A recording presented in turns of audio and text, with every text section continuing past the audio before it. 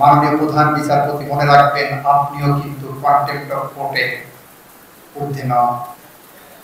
আপনার বিচার প্রক্রিয়ায়,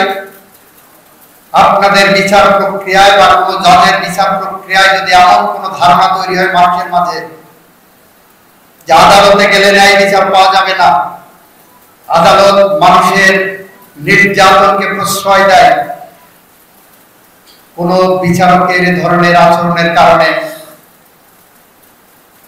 যদি বিচার বিভাগের প্রতি মানুষের অনাস্থা তৈরি হয়, তাহলে ওই বিচারকও কিন্তু আদালত অবমাননায় দোষী সাব্যস্ত হবেন।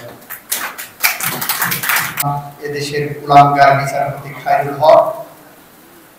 সৈয়দ মাহমুদ হোসেন, এদেশের কুলাঙ্গার বিচারপতি মালিক সারা বাংলাদেশের বিচার ব্যবস্থা সম্পর্কে মানুষের মধ্যে যে একটা অনাস্থার পরিবেশ সৃষ্টি করেছিল, মুক্তিযুদ্ধের চেতনার নামে যে ধরনের বিচার ব্যবস্থা আমাদের সামনে উপস্থাপন করেছিল, আমি বলেছিলাম এরা প্রত্যেকেই আদালত অবমাননার দায়ে দোষী সাব্যস্ত হওয়ার যোগ্য।